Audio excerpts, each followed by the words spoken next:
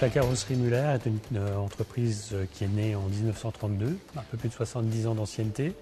C'est 3 carrosseries, c'est 26 personnes à peu près, c'est une quarantaine de véhicules de courtoisie. Comment on se démarque par rapport à la concurrence en termes de métier?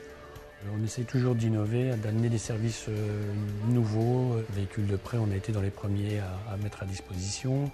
On a développé la réparation des matières plastiques, ça on était dans les leaders. Sur l'écologie, on était les premiers à mettre en place les peintures à l'eau, un système qui permet de nettoyer les pistolets avec des biotechnologies. Enfin, on essaie toujours d'être plutôt dans les leaders en termes de nouveautés.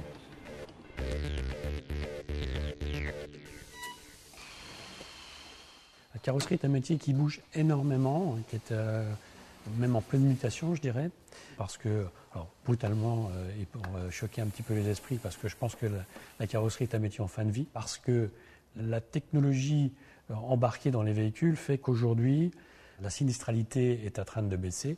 Il n'y a pas que cette technologie, il y a également l'amélioration des réseaux routiers, il y a plein de choses. S'adapter à ce marché, c'est chercher des solutions pour utiliser les compétences actuelles, mais dans d'autres secteurs.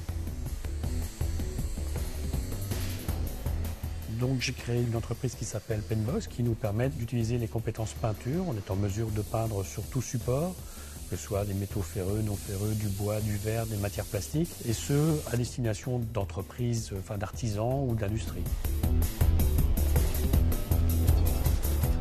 C'est également la possibilité de chromer un morceau de bois, par exemple.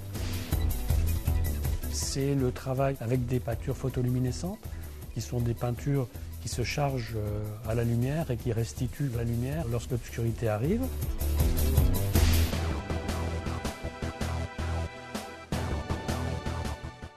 Après Penbox, nous avons lancé une nouvelle activité. Cette nouvelle activité s'appelle Bossa Nova. C'est la possibilité de redresser un élément sans être obligé de le repeindre. Alors, ça a certaines limites quand même, on n'intervient que sur des petits impacts. L'intérêt de cette activité, c'est de pouvoir offrir aux clients une réparation beaucoup moins chère que la carrosserie traditionnelle.